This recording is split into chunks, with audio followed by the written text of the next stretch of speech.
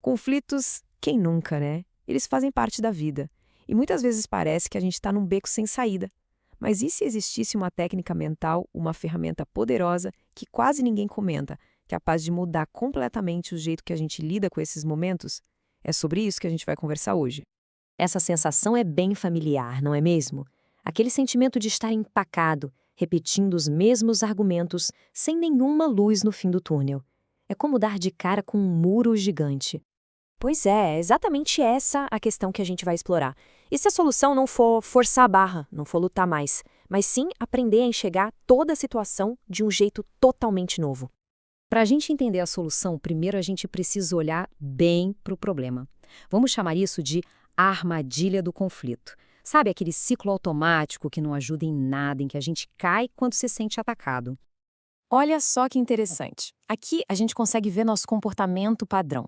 Quando a mente da gente é confrontada, a reação é quase instintiva. Ou a gente se defende, ou ataca, ou culpa o outro. E qual é o resultado? Sempre o mesmo. Impasse, o problema só cresce e fica aquele ressentimento no ar. É um ciclo vicioso. Então tá. Se essa reação automática não está funcionando, o que funciona? A resposta, na verdade, está numa mudança fundamental. A solução não está do lado de fora, sabe? Está do lado de dentro. E aqui, gente, tá o pulo do gato. Toda essa abordagem se baseia nisso.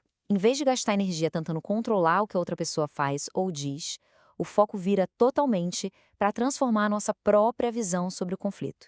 Isso muda o jogo completamente. Certo, mas o que é essa tal de mudança de percepção na prática? É um trabalho puramente interno. Não tem a ver com manipular o resultado ou forçar outra pessoa a nada.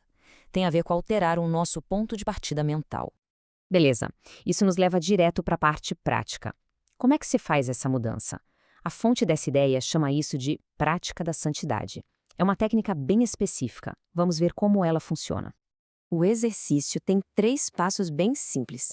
Primeiro, e talvez o mais importante, pausar e interromper aquele ciclo reativo que a gente viu.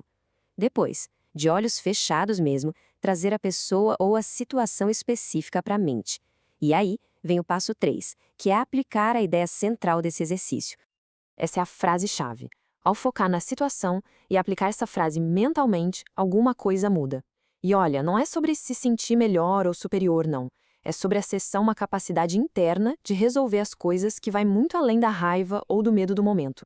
Tá, e o que acontece depois de aplicar essa prática? O que muda aqui dentro? A gente sai de um estado de pura reação por um estado de presença. Isso aqui ilustra a transformação de um jeito brilhante. No modo reação, é como se a gente fosse um personagem preso num roteiro, limitado por tudo que já aconteceu. Mas no modo presença, essa identidade limitada se dissolve e abre espaço para uma consciência mais ampla, mais calma. E é a partir desse estado de presença que as soluções de verdade podem finalmente dar as caras. Isso não é só para se sentir bem, não. Leva a resultados concretos.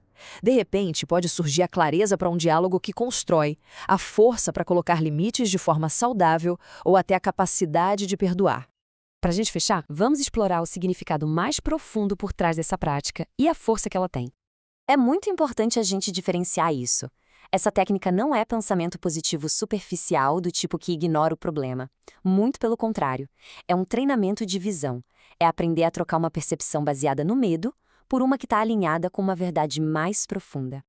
E o que a fonte quer dizer com o santidade? Não é um termo religioso aqui nesse contexto. É descrito como essa força que existe dentro da gente, uma força silenciosa, amorosa e lúcida. É desse lugar que vêm as respostas verdadeiras, aquelas que a nossa mente reativa, cheia de barulho, simplesmente não consegue ouvir. E a gente encerra com essa reflexão. Talvez o objetivo final num conflito não seja provar que se está certo, ou sair por cima. Talvez a verdadeira paz venha simplesmente de ajustar o nosso foco e perceber que a maior mudança de todas acontece primeiro e em silêncio, dentro da gente.